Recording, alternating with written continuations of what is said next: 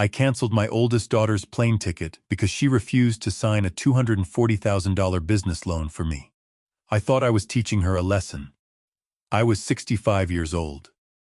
I owned a commercial HVAC company outside Fort Worth, Texas. I had raised 3 children, paid mortgages, built a business from the ground up. And somewhere along the way, I became convinced that being the father meant I still had the right to decide when one of my adult children needed to be humbled. So that Friday morning at Dallas-Fort Worth International Airport, after I dropped my daughter off at Terminal C, I canceled her ticket. Then I sent her 2 words. Walk home. My daughter replied less than a minute later. 3 words. You sure, Dad? I actually laughed. I showed the phone to my wife, Teresa. There. That's the attitude I'm talking about. My younger son, Cole, laughed from the back seat. My younger daughter, Savannah, didn't say anything. I put the SUV in gear. Then Teresa's phone rang. She looked at the screen. Her expression changed. What? I asked. She stared at me. The Charleston house. What about it? It's been canceled. I stopped smiling. Teresa refreshed the vacation app. Then again, the rental Suburban too. Cole leaned forward. What? Teresa kept scrolling. The harbor cruise is gone. The birthday dinner deposit too. I looked at my phone. Another message from my daughter. Still sure. 5 minutes after I left her standing at DFW. My wife was yelling, Martin, turn around. So I did. I turned our SUV around, drove back toward Terminal C, called my daughter. Once, twice, 5 times. 11. No answer. We drove the entire departures loop. She was gone. And I remember getting angry. Not frightened. Not ashamed. Angry. Because at the time I still believed my daughter had ruined my wife's 65th birthday trip over a plane ticket. I didn't understand yet that the trip was only the first thing she had stopped paying for. And I definitely didn't understand that my daughter had discovered something about the business loan I'd asked her to sign. Something I hadn't told her. Something that would eventually cost me much more than a vacation. My name is Martin Caldwell. And this is the story of how I told my daughter to walk home. And accidentally taught her that home didn't have to mean us. My doctor was the person everybody called. My oldest daughter is named Rachel Caldwell. She was 37 then. Rachel lived in Dallas. She worked as a senior catastrophe risk manager for a large insurance company. Hurricanes, wildfires, industrial losses, supply chain failures. The kind of events that turn small problems into $100 million claims. Rachel's job was basically to look at something everyone else considered manageable and ask, what happens if we were wrong? I used to make fun of that. Rachel can find risk in a ham sandwich. She'd roll her eyes. But she was good at it. Very good. She had a townhome near White Rock Lake, a 10-year-old Lexus she'd bought used. No designer obsession. No giant house. No husband. No children. And that last part mattered more inside our family than I'd like to admit. My wife Teresa and I came from the kind of Texas family where adult milestones were still measured with marriage, kids, home ownership, church, the business, Sunday dinner. Rachel had the career. But because she didn't perform the rest of it publicly, we treated her life like it was somehow unfinished. Our younger daughter Savannah was 30. She was in an accelerated diagnostic medical sonography program. Our son Cole was 33. He worked for a luxury auto dealership and wanted to start a mobile vehicle detailing business. And I owned Caldwell Mechanical Services, commercial HVAC, sheet metal installation, service contracts, rooftop units, restaurants, medical offices, small warehouses. 31 years. I'd built it with my hands. At least that show I told the story. The truth was becoming more complicated, because over the previous 5 years, Rachel had quietly started helping all of us, not because we demanded it at first, because she could. When Savannah went back to school, Rachel offered to cover part of her tuition for 2 semesters. Then another. When Cole wanted to launch his detailing business, Rachel put down the deposit on a water reclamation system, a commercial extractor, and a used cargo trailer. When our property taxes jumped after an appraisal increase, Rachel helped Teresa negotiate an installment plan, then covered the first 2 payments. When my company had a bad quarter and the lease payment on one of our service trucks became tight, Rachel paid it. Just until things level out. That's what she said. Things never really leveled out. And somehow, just until things level out, became 19 months. Nobody forced Rachel. That's what I kept telling myself later. Nobody forced her. But there's a difference between forcing someone to give and becoming so comfortable receiving that you stop remembering it is a gift. We crossed that line. I just didn't see it. The loan. 3 weeks before the airport, I asked Rachel to dinner. Just the 2 of us. A steakhouse in Plano. I ordered ribeye. She ordered salmon. I brought a folder. That should tell you everything. Rachel looked at it. What's that? Opportunity. She gave me the look. What kind? Expansion. My company had been offered 2 large service contracts. Good clients. Multi-year potential. But I needed 2 additional vans, new sheet metal equipment, and working capital. The total financing package was around $240,000. I could handle the payment if everything went right. That phrase means something very different to a risk analyst. Rachel read the terms. Then read them again. How much cash reserve does the company have? Enough. That isn't a number. Rachel. Dad. Same tone. She pulled up the projected monthly debt service. This is more than your house payment. It's a business. Your last 12 months don't support this comfortably. We re-expanding. Your margins have been shrinking. I got annoyed. I didn't invite you here to audit me. You asked me to guarantee the debt. That's an audit. I leaned back. All I'm asking is a signature. No. Just like that. No hesitation. No softening. I felt insulted. I raised you. She looked at me. I know. I paid for your college. Some of it. That irritated me even more. Some of it. Dad, I had scholarships. I worked. Grandma left me education money. I know what you contributed. You don't need to make it bigger for it to matter. There was something about the calmness that made me angrier. So that's it. No? Rachel closed the folder. No. I love you. I want the business to succeed. But I'm not guaranteeing this loan.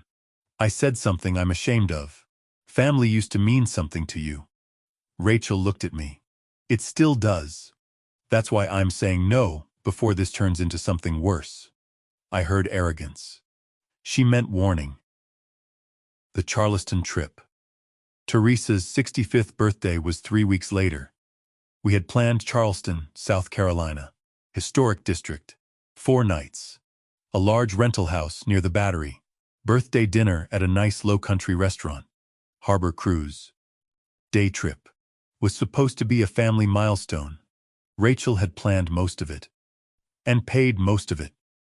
I bought the airline tickets because I had enough points to reduce the total cost. Rachel reimbursed her portion. What she didn't know was that I'd added one more piece to the trip. My commercial banker, Frank Delaney, would be in Charleston that same weekend for a conference. I'd arranged for Frank to stop by Saturday afternoon. I told myself it was casual. A conversation. A glass of wine. No pressure. But Frank was bringing updated loan paperwork. I believed once Rachel was in Charleston, surrounded by family, seeing her mother happy, she'd de-soften. She would sign. 2 days before departure, I told my sister Elaine what I was planning. Elaine is 4 years younger than me. She teaches accounting at a community college. She told me, "Martin, don't corner your daughter on vacation with loan documents." I am not cornering her. You just described a corner. I ignored her. Then I said something even worse. If Rachel wants to act like she doesn't need family, maybe she needs to remember what it feels like when family stops making things easy for her. Elaine stared at me. What does that mean? I told her about the ticket. Not every detail. Enough. My plan was simple. Cancel Rachel's seat after we dropped her at DFW. Send the message. Let her panic. Let her buy another ticket. She had money. She could afford it. She'd arrive in Charleston a few hours later. Angry. Embarrassed. But she'd come. Because Rachel always came. And by Saturday afternoon, with everybody together, I'd make another pitch. I thought I was teaching her that family decisions had consequences. Looking back, I was teaching myself something. I just didn't know it yet. Walk home. At 6:11 Friday morning, I canceled Rachel's flight. I had booked the ticket. The airline account was mine. It took less than a minute. At 6:28, I dropped her at Terminal C. She hugged Teresa, told Savannah she'd see her at the gate. Told Cole, "Don't drink all Mom's birthday bourbon before Charleston." She looked at me. "See you inside?" I said. "Sure." Then drove away. At 6:36, I sent, "Walk home." Rachel replied, "You sure, Dad?" I thought that was defiance. What I didn't know was that Rachel was already looking at every reservation she'd made and asking the same question she asked for a living. What happens next? She didn't cancel our flights. This matters. Rachel never touched my ticket, Teresa's, Savannah's, or Cole's. She didn't call the airline pretending to be me. Didn't lock us out of anything that belonged to us. She simply removed the things attached to her own money. The Charleston house. Cancelled. The 7-passenger Suburban. Cancelled.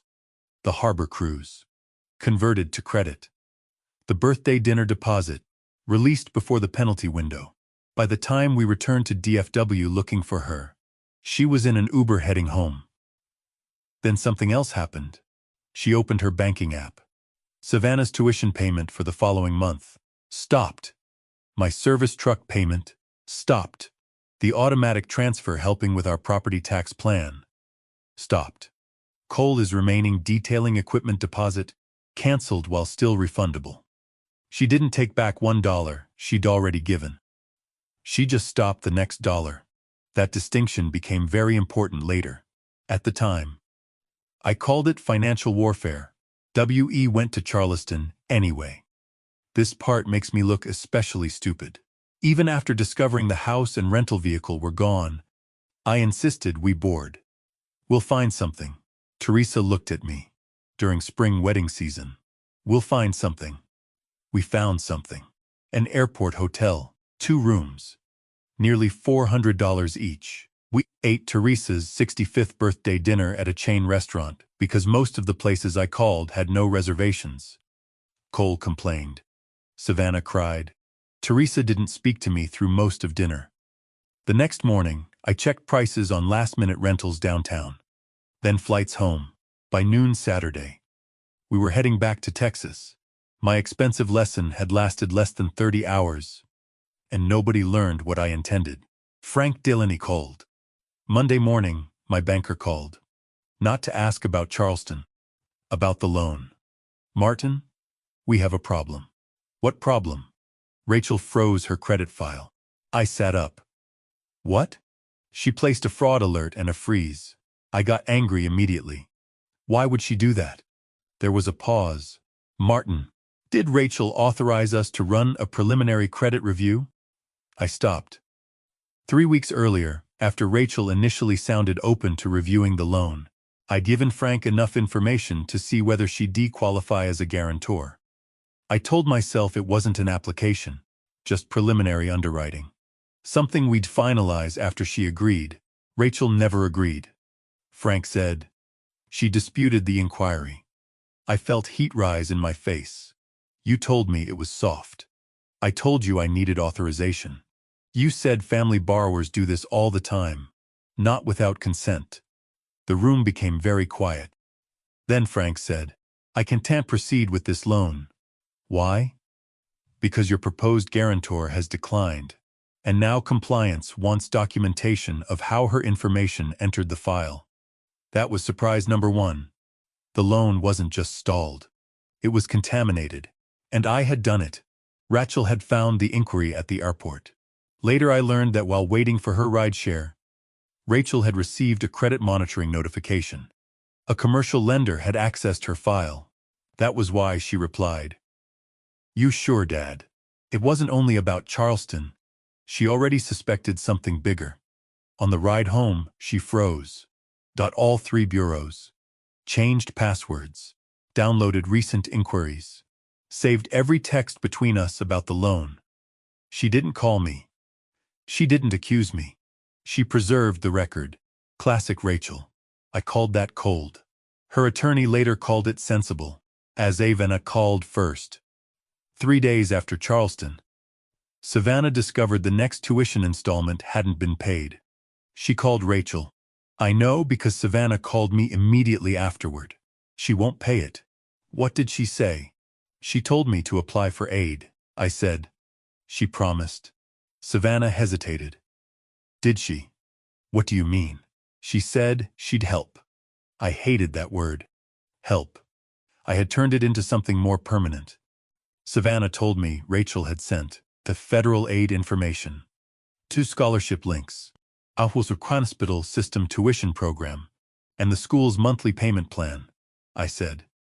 So Rachel wants you begging strangers now? Savannah replied. Dad, those aren't strangers. Those are literally financial aid programs. For the first time, even Savannah wasn't entirely on my side. That irritated me. Cole's business plan fell apart. Cole's equipment supplier returned the deposit to Rachel's card. He called me furious. She sabotaged me. What did you put into this? Silence. Cole? I had marketing costs. How much cash did you put toward equipment? Another silence. It turned out, almost none.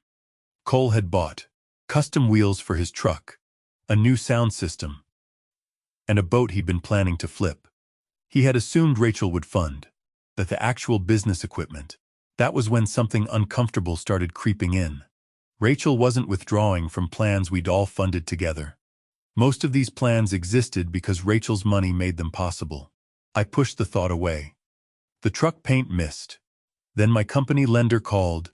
The service truck lease hadn't drafted. Rachel had been covering it after a difficult 18 months. I had nearly forgotten her bank account was the one attached. I called her. Finally, she answered. Rachel. Dad. Truck payment didn't go. I know. You need to reinstate it. No. This truck earns money. Then the business should pay for it. We had an understanding. We had temporary help. That's not the same thing. I started yelling. Do you have any idea what I gave this family? Rachel waited, then said, Do you want the list of what I gave? I stopped. There was no sarcasm. That made it worse. You were keeping score now? No. But apparently you are. What does that mean?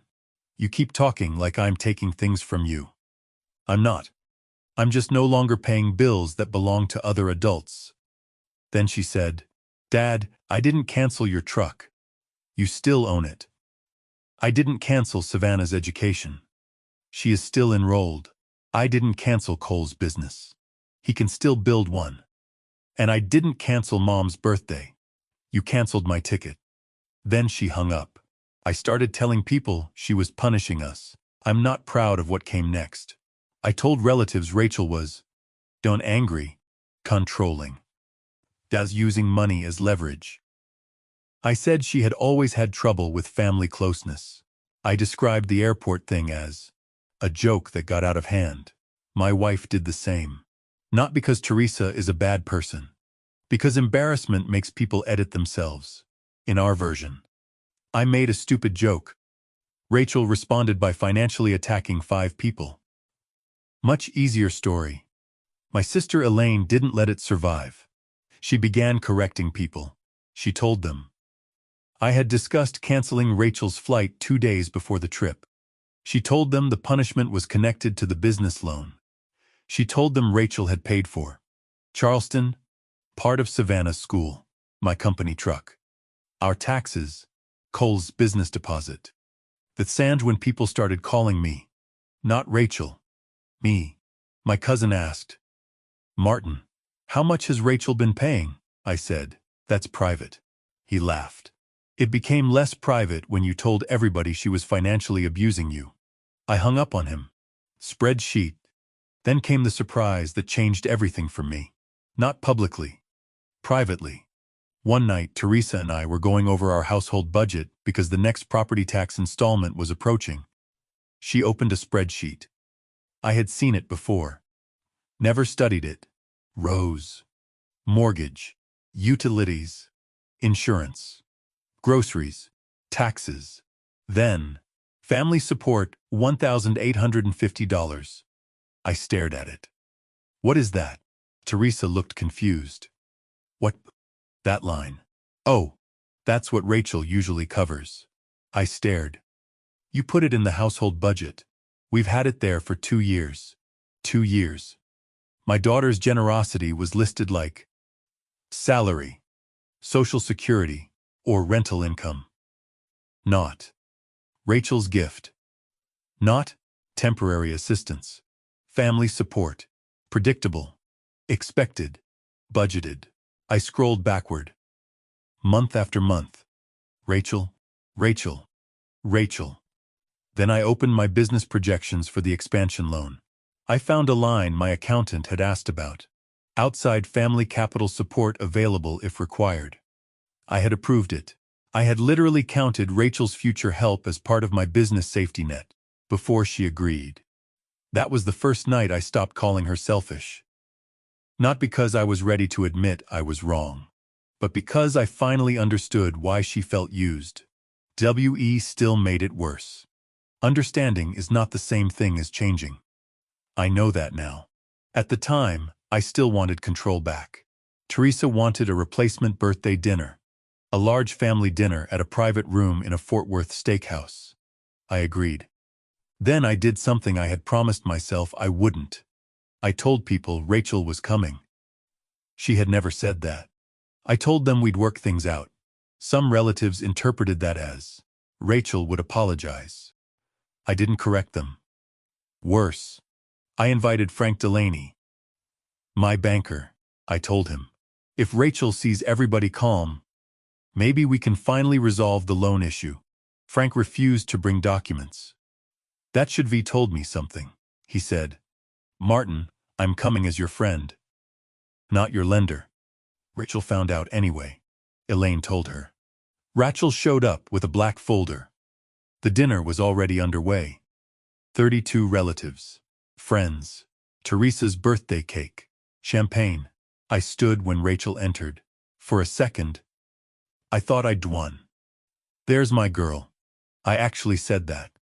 Come on. We were finally putting this behind us. Some people applauded. Rachel looked around, then looked at me. No, Dad. We were finally putting it in front of everybody. She carried a black folder. Sat down. Didn't eat. Didn't order wine. Just waited. I started my speech. Family. Forgiveness. Misunderstandings. People say stupid things when angry. Then Rachel interrupted. You weren't angry. I was upset. You canceled my ticket before you dropped me off. Silence. Elaine nodded. Rachel continued. You told Aunt Elaine about it 2 days earlier. I felt everyone's eyes. Then Rachel took out the first document. Her airfare reimbursement receipt. I paid Dad for my seat. The next document. Charleston rental receipt. I paid this. Rental vehicle. I paid this. Harbor cruise. Birthday dinner deposit. All hers. Then the tuition payments. My truck. Our property taxes. Cole's equipment deposit, Rachel said. I'm not asking for $1 back. This is not a bill. I'm showing everyone because my father has spent 3 weeks saying I'm taking money away from the family. I cannot take away something that was never yours. Nobody spoke. Then she pulled out one final page. The commercial credit inquiry. My stomach dropped. Dad, why did the bank have my information? Rachel looked at me. Would you like to explain this? Teresa looked confused. Explain what? Rachel slid the page toward me. 3 weeks before Charleston, a lender associated with Dad's company accessed my credit. I hadn't signed the guarantee. I hadn't authorized underwriting. Frank looked down at the table. I wanted the floor to open, I said. It was preliminary.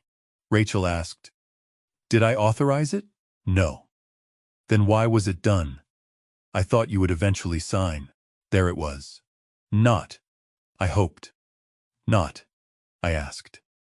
"I assumed." Rachel nodded slowly. "Exactly." She looked around the room. "That's the problem. Everybody in this family keeps spending things before I agree to give them. My money. My credit. My time. My labor. My forgiveness." Then she looked directly at me. "You canceled my flight because I told you one thing still belonged to me. My signature." I had no answer. Cole turned on me. Then Cole surprised everybody. He stood. "Dad knew." I glared at him. "Sit down." "No. You told me Rachel was playing games with the loan. You didn't say the bank already ran her information. That is not your business." Cole laughed bitterly. "Apparently Rachel's business has been everybody's business for years." Then Savannah spoke. Quietly. "She's right." Teresa looked devastated. "Savannah." "No, Mom. I knew Dad planned to leave her at the airport. I didn't stop it. I still expected tuition." Savannah started crying. I was wrong. It was the first apology anyone had given Rachel without attaching an invoice to it. Rachel looked at her sister. Didn't hug her. Didn't instantly forgive. She just said, "Thank you for saying it. That was more grace than we deserved." Teresa said the quiet part out loud. My wife stood. Her hands were shaking. "I just wanted Rachel to need us." Everyone stopped. Rachel looked at her mother. Teresa continued, "You never ask for anything. You never call because something's broken. You don't need money. You don't need us to babysit. You don't need your father to fix things. You come to dinner. You pay for things. Well, then you leave." Rachel said. "Mom." Teresa started crying. "I wanted you to know what it felt like to depend on the family for once." Rachel asked. "By making me afraid the family would abandon me." Teresa had no answer. Rachel said, "That's dependence, not closeness." That sentence ended the argument. Because it was true. We had spent years telling ourselves Rachel was distant. Yet whenever she showed up, we handed her something to solve. A bill, a form, a contract, a crisis. Maybe she wasn't distant. Maybe we had made being near us expensive. Rachel's final decision. Rachel opened the folder one last time. "This is what changes today. No more tuition payments. No more company vehicle payment. No more property tax assistance. No more business investment. No more family travel planning. No surprise visits to my office. No using Aunt Elaine or anyone else to pressure me. If there is a real administrative matter, email me. Otherwise, I need distance," I said. "So you were cutting off your family?" She shook her head. "No. I am ending access. Those are different." I hated the sentence then. I understand it now. I gave her one last threat. "This is the part I wish I could remove from the story. But then it wouldn't be true." I said, "If you walk out that door, I don't expect to come back when you need us." Rachel looked at me, then smiled. Not arrogantly. Sadly. "Dad, you already told me to walk home. I'm just finally deciding where home is." She left. Elaine went with her. Teresa sat down and cried. The birthday cake remained untouched for nearly an hour. What happened after the money stopped? Nobody became homeless. Nobody starved. Nobody's life ended. That's important. My company returned one leased truck. We rented vehicles when contracts required them. I passed on 2 jobs that were too far away. Our margins tightened. But the company survived. Savannah applied for financial aid, wrote the essays she used to complain about, picked up weekend hospital shifts, graduated 1 semester later than planned. She later told Teresa, "I didn't know how much I was expecting Rachel to make adulthood easy." Cole's dream got smaller. He sold the boat, used his own truck, started detailing cars on weekends with rented equipment. No fancy launch, no branded van, no immediate shop, but he actually built customers. Slowly. Ironically, his business became more real after Rachel stopped funding the fantasy version. Teresa picked up more hours at the optometry office where she'd worked part-time for years. We sold our travel trailer, canceled 2 streaming subscriptions, postponed the kitchen remodel, made coffee at home. Nothing tragic. It just felt tragic because we gotten used to a lifestyle larger than the income Teresa and I actually produced. My business dead, $40,000. That was another truth I resisted. The company didn't need a $240,000 expansion. I wanted it. There's a difference. My accountant eventually sat me down. Martin, the new contracts are good, but not good enough to justify this debt. What if they grow? What if they don't? There was Rachel's question again. What happens if we re-wrong? I withdrew the expansion application. Frank closed the file. Compliance documented the credit issue. Nothing criminal came from it. But Frank told me, don't ever put a family member's financial information into a business process before they've said yes. I'd spent my entire life believing adulthood gave me authority. At 65, a banker was explaining consent to me like I was 19. I deserved it. As Savannah apologized again. 6 months later, Savannah graduated. Rachel didn't attend. That hurt Savannah. But instead of calling Rachel cruel, she wrote a letter. No money request. No guilt. She wrote, I knew Dad was going to humiliate you. I chose the vacation anyway because I didn't want conflict. Then when my tuition stopped, I acted like your money was more important than what we'd done to you. I'm sorry, Rachel answered 2 weeks later. Not with forgiveness. With, I appreciate you taking responsibility. I'm not ready for more yet. Savannah accepted it. Then uttered. Cole took longer. Cole stayed angry for almost a year. Then one afternoon he called me. Not Rachel. Me. He said, Dad, I've been thinking. Dangerous. He didn't laugh. Did you ever notice we only called Rachel when we needed something? I said nothing. Cole continued. I checked my messages. Last 20 conversations before the airport. 18 were me asking for advice, money, a contact, or help reading something. That hurt, because I knew exactly what he meant. I checked mine later. He wasn't the only one. TREZ and I found the old budget. The spreadsheet became a turning point. Teresa deleted the line. Family support, $1,850. Then started crying. I didn't even put her name. I looked at her. What? It just says family support, as if it comes from nowhere. She closed the laptop. We turned our daughter into an income category. That was the first time Teresa described what we'd done without blaming Rachel's reaction. We started counseling not long after. Not family counseling. Marriage counseling. Because we realized something uncomfortable. Our marriage had been organized around me solving financial problems, and Teresa smoothing emotional problems. Rachel had quietly become the person who solved both whenever we couldn't. When she left, we had to look at each other. No buffer, no daughter to hand the bill to. I tried to see Rachel. 9 months after DFW, I drove to Dallas. I did not go to her office. I'd learned that lesson. I texted, I'm in town. If you are willing, coffee, no family agenda, no money. She replied 3 hours later. 30 minutes. Tomorrow. 8 o'clock. We met at a coffee shop near White Rock Lake. Rachel looked the same, but different. Lighter. I don't know how else to describe it. I had rehearsed an apology. She could tell. Don't give me a speech. So I didn't. I said, I was wrong. She waited. I canceled your ticket because I wanted to scare you into compliance. She said nothing. I thought because ID raised you. Because ID helped you when you were younger. Because I was your father. I still had some claim on your decisions. I didn't. Rachel looked at me. I continued. I used your love for this family as leverage. I used belonging as leverage. And then I acted shocked when you stopped buying it.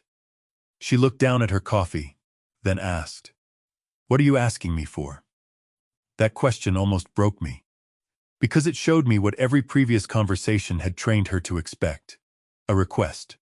Always a request. I said, "Nothing." She looked suspicious. "I don't want money. I don't want you to call your mother. I don't want you to help Cole. I don't want you to fix the company." I just wanted to say it without asking for anything afterward. Rachel's eyes filled. But she didn't cry. "Neither did I," she said. "That's the first apology from you that didn't end with a bill. Fair. Painful. Fair." The biggest surprise was what Rachel told me.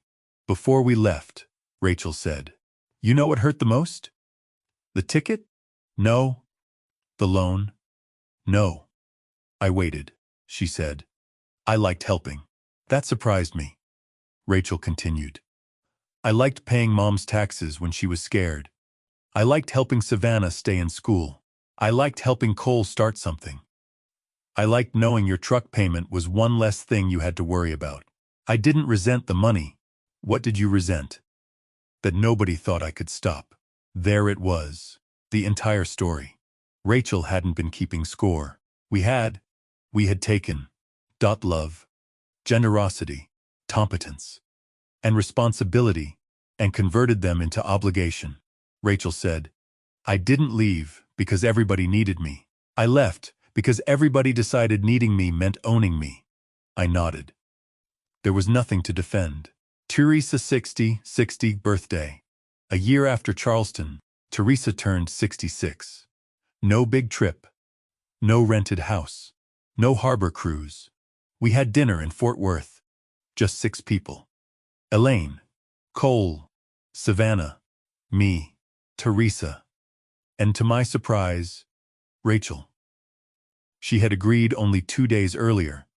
There were rules. No money talk. No loan talk. No, "When are you coming back to family dinners?" No guilt. We followed them. After dinner, Teresa opened a small present from Rachel. A framed photograph from Charleston. Not our failed trip. Rachel had eventually gone there alone. The photo showed sunrise over the harbor. On the back she had written, "For Mom. Because birthdays should not be debts." Teresa cried. Rachel let her. Nobody asked Rachel to pay the check. Cole picked it up. Savannah covered tip. I sat there watching. Such a small thing. But for the first time, family dinner didn't end with Rachel solving anything. She was simply there. Maybe that was what closeness was supposed to look like. And years later. I am 67 now. Caldwell Mechanical is smaller and healthier. We take contracts we can actually support. No fantasy expansion. No debt package based on money someone else might provide. Cole's detailing business now makes enough to cover its own expenses. Savannah works full-time at an imaging center. Teresa still works 3 days a week. Rachel and I speak maybe twice a month, sometimes more, sometimes less. I don't track it. That's another thing I've learned. Not every relationship needs to be managed. Rachel still doesn't attend every holiday. She never resumed financial support. I hope she never does out of guilt. When she gives something now, it feels like a gift again, not revenue. Last Christmas, she gave me a torque wrench I'd mentioned once, 6 months earlier. Nothing expensive. I laughed. Trying to buy your way back into the family? The joke left my mouth before I could stop it. Rachel went quiet. Old Martin, old language. I immediately said, "Sorry. No excuse." She looked at me for a moment, then smiled. "Good recovery. Progress isn't becoming a different person overnight. Sometimes it's recognizing the old person faster." What walk home really cost me. For a long time, I told myself I canceled Rachel's flight because she refused a loan. That wasn't the whole truth. I canceled it because she said no, and I had become accustomed to Rachel's yes. "Yes, I'll help with tuition. Yes, I'll help with taxes. Yes, I'll cover the truck for a while. Yes, I'll plan Mom's birthday. Yes, I'll read the contract. Yes, I'll solve the problem. So when she finally said, "No, I will not risk my credit for your expansion," I didn't hear financial judgment. I heard rejection. I thought I could remind her who the father was. Instead, she reminded me that being a father does not mean owning your child's money, their credit, their time, their labor, or their obedience. The most embarrassing part? Rachel had been helping us because she loved us. I turned that love into an expectation. Then I punished her for noticing. I used to think generosity should be unconditional. Now I think that's incomplete. Love can be unconditional.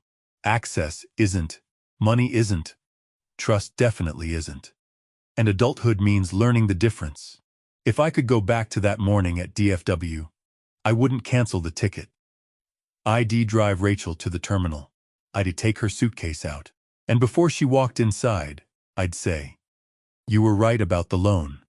I don't like hearing it. But you rewrite." Then we would have gone to Charleston. No banker. No paperwork. No lesson. Just Teresa's birthday. Maybe Rachel still would have paid for too much. Maybe I would have taken too much. Families don't change because one morning becomes perfect. But maybe we would have started earlier. Instead, I sent, "Walk home." Rachel did. She just chose a home where none of us had automatic access. And the strange thing is, once we stopped trying to get the key back, she eventually opened the door herself. Not because we were entitled to enter. Because, for the first time, we learned how to knock.